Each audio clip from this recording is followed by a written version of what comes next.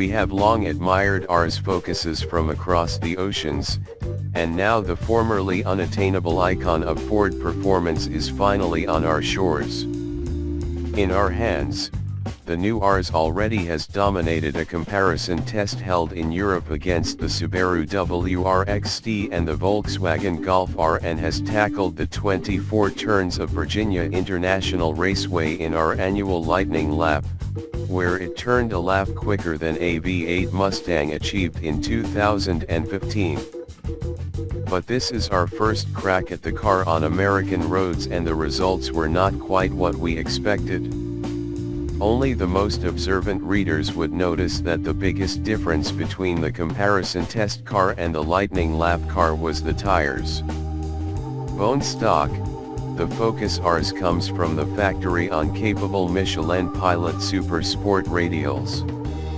Like our lightning lap car, this example came with a $1,990 wheel and tire package consisting of a specific 19-inch forged aluminum wheel and as racy a tire as you can put on a street car, the Michelin Pilot Sport Cup 2. This is the same rubber worn by exotics worldwide. Fun fact, the Focus Rs has the first square, non-staggered, fitment for the Cup 2 in the U.S. a small win for diagonal tire rotation.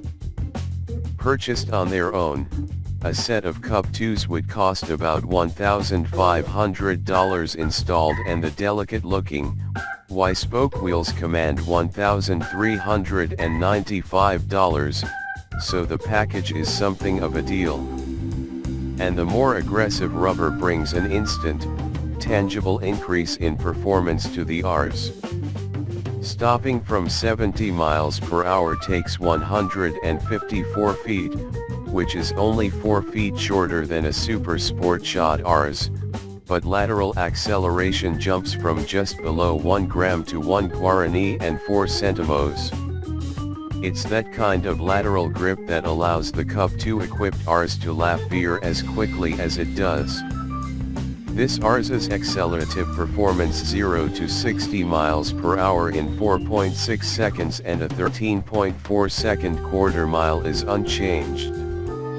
There is no question that the Rs is a feral beast, and on this ultra-sticky rubber, it follows every last pavement crack, bump, and tar strip while the firm suspension keeps body roll in check.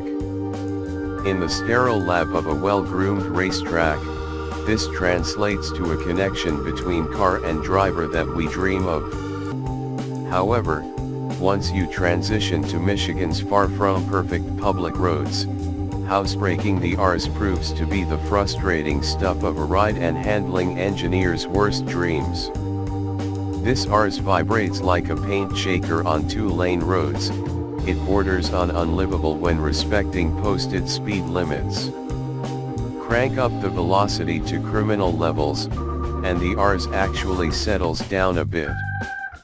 The ride evens out and the steering stops favoring the road's topographical features and starts to better hew to the driver's desires. But it's a lot to ask of a driver, say, his or her license, when a good car is at its best only when doubling the speed limit.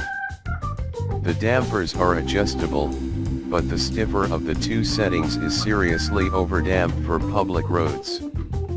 This track weapon never feels settled, and neither do its white-knuckled passengers.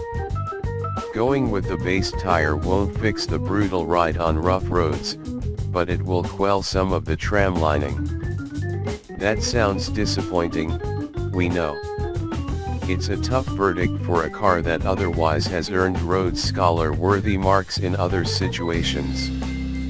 It wouldn't be hard to imagine a much more pleasant experience on the smoother tarmac of Southern California, for instance. Tires can make or break any car, but other vehicles wearing Cup 2s, even other Fords such as the Mustang Shelby GT350R, don't have this duality, so we can't put the blame entirely on the Michelins. If you plan to track your Rs, the Cups 2s and Y-spoke wheels are a no-brainer. But if you plan to drive an Rs every day, Save the money. You won't forego any of the fun this car delivers with the standard Super Sports, and you'll avoid making your passengers wish they'd taken an Uber.